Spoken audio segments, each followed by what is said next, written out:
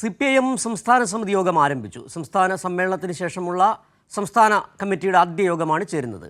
സംസ്ഥാന കമ്മിറ്റി യോഗം ആരംഭിക്കുന്നതിന് മുൻപ് സമുന്നതനായ നേതാവ് വി എസ് അച്യുതാനന്ദൻ്റെ വീട് സംസ്ഥാന secretary M V Govindan master സന്ദർശിച്ചിരുന്നു. ഇപ്പോൾ AKG സെൻറ്ററിൻ്റെ മുന്നിൽ നിന്ന് ഞങ്ങളുടെ പ്രതിനിധി ഷീജ ചേരുന്നുണ്ട്. ഷീജ, 17 പുതുമുഖങ്ങൾ കൂടി ഉൾപ്പെടുത്തിയുള്ള 89 അംഗ പുതിയ സംസ്ഥാന കമ്മിറ്റി CPIMൻ്റെ ഇന്ന് ആദ്യ സമ്മേളനം, ആദ്യ യോഗമാണ് ചേരുന്നത്. നാളെ സെക്രട്ടേറിയറ്റ് ചേരുന്നുണ്ട്. എന്താണ് ഇന്നത്തെ യോഗവുമായി ബന്ധപ്പെട്ട കൂടുതൽ വിവരങ്ങൾ?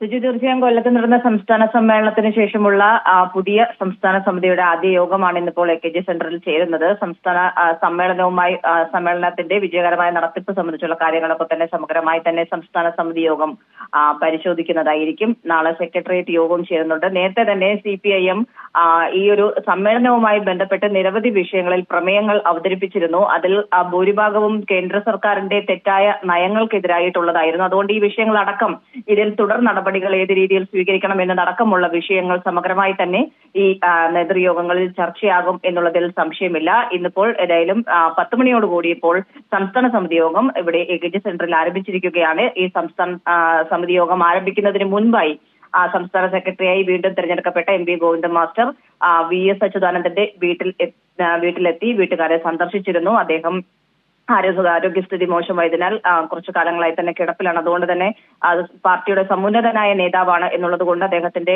വീട് സന്ദർശിച്ച് അതിനുശേഷമാണ് പുതിയ സെക്രട്ടറിയായി ചുമതല ഏറ്റെടുത്ത MV ഗോവിന്ദൻ മാസ്റ്ററുടെ അധ്യക്ഷതയിൽ എന്തായാലും ഈ ഒരു യോഗം ഇപ്പോൾ ആരംഭിച്ചിരിക്കുന്നത്.